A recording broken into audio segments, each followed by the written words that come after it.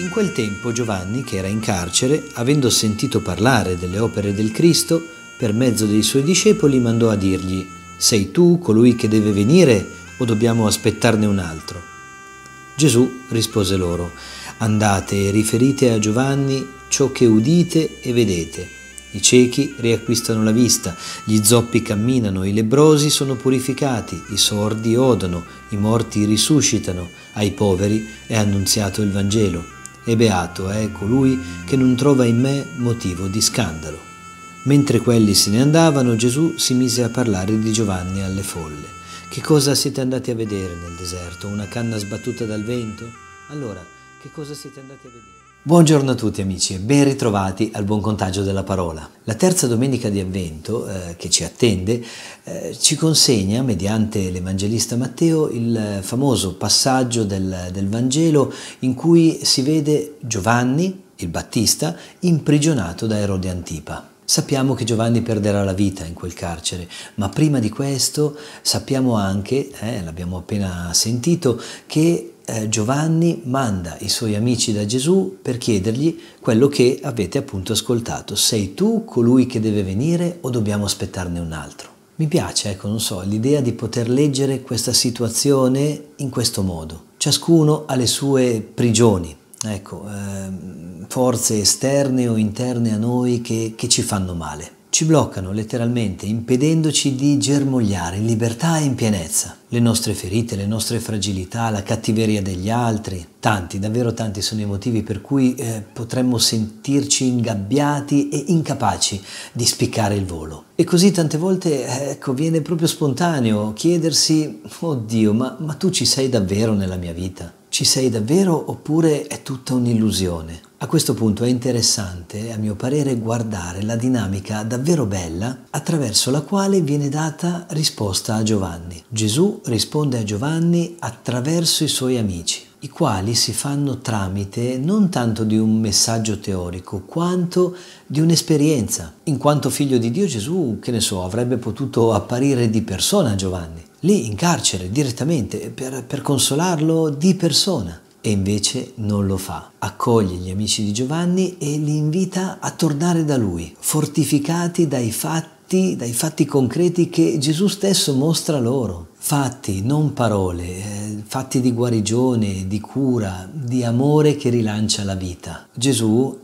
potremmo dire così, entra nel cuore degli amici di Giovanni perché siano loro a portarlo da lui. Mi piace infatti pensare che questi uomini, dopo aver visto l'agire concreto e amorevole di Gesù, siano ripartiti pieni di entusiasmo, perché soltanto un annuncio entusiasta può risultare credibile e portare davvero luce nel buio di qualcuno. E sapete, non sto usando la parola entusiasmo a caso, perché questa parola porta con sé un significato davvero bellissimo e molto profondo. Entusiasmo viene dal greco en, dentro, e theos, Dio, entheos, entusiasmo. Quindi avere entusiasmo significa avere Dio dentro di noi, essere portatori di Dio. Questo è bellissimo. Come abbiamo bisogno oggi di cristiani entusiasti. E attenzione, entusiasti non significa necessariamente persone sempre felici e sorridenti, ma persone che sanno portare Dio nelle prigioni oscure della nostra vita, così da aiutarci a capire che anche nelle difficoltà noi non siamo soli. Insomma, Dio vuole aver bisogno dell'uomo per arrivare agli uomini e poter curare le loro ferite. Chiediamo al Signore Gesù, in questo tempo, dentro il quale noi ci stiamo preparando per accogliere e celebrare, la sua venuta concreta di carne in mezzo a noi, di saper cogliere tutta la bellezza di questo suo esserci, così da diventare davvero entusiasti del suo amore, portatori di Dio, che è l'unica luce capace di poter illuminare il buio delle prigioni di qualcuno e anche delle nostre, e farci comprendere che soltanto così ciascuno di noi potrà tornare a essere davvero libero di spiccare il volo. Vi lascio con questa bellissima, bellissima testimonianza che ho trovato passeggiando per la rete. Non è brevissima, per cui se magari adesso non avete il tempo necessario, prendetevi magari un secondo momento per tornare a questo video e riguardarla, ma per favore guardatela, ne vale davvero la pena. È davvero un bellissimo esempio di entusiasmo, per come lo abbiamo definito, nel suo significato più profondo. Un grande saluto amici, buon cammino e che il Signore vi dia pace. E come sempre, se volete, ci vediamo settimana prossima. Ciao!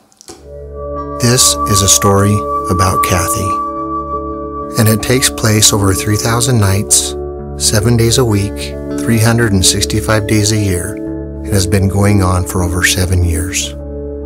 And it's changed the life of ordinary folk like me.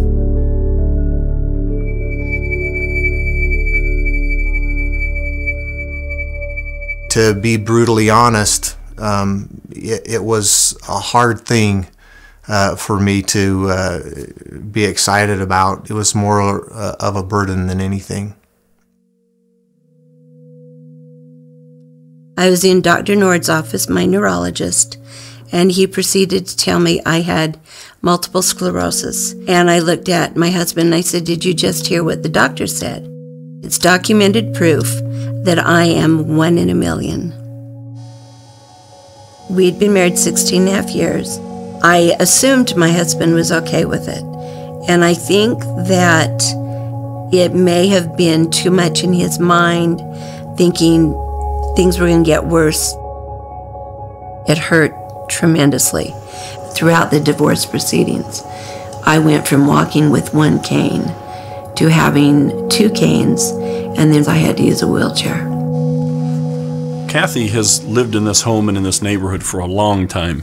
In order to stay in her home, she had to have help getting in bed at night. She wasn't able to get out of her wheelchair and put herself into bed. Her boys carried the burden prior to us coming in full-time and lifting her into bed, and it just became a lot of work for her boys. They would come in the mornings and help her out of bed. We got together as friends, neighbors, and a church group. We told her that we were here and that we had 40 or 50 men who were willing to come in Every single night, night after night. Helping Kathy into bed itself, it's a little bit weird. It was awkward. You know, I'm kind of phobia around sick people. At first, I'm kind of like, I think that's why I was so stiff. And when they said, just toss her, I'm like, okay. And of course, we're not supposed to do it that way because she went about, halfway across the room and bounced in her bed. So it's not just throwing somebody in bed and saying, see ya. There's a process to it.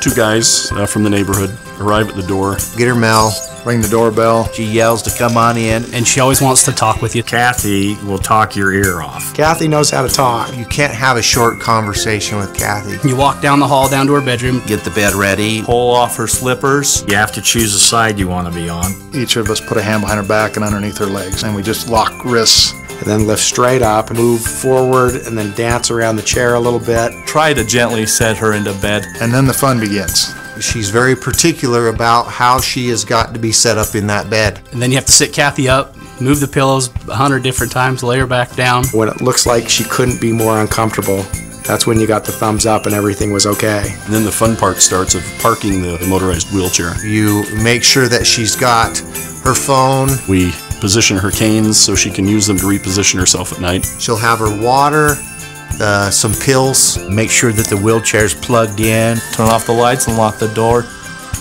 And you're done. We were approached that we would maybe have a 2 or 3 month assignment. I felt sympathetic to the situation, but I felt like, I've got other things I need to deal with. First of all, it's, I don't have the time. And How long can it last? When's the end?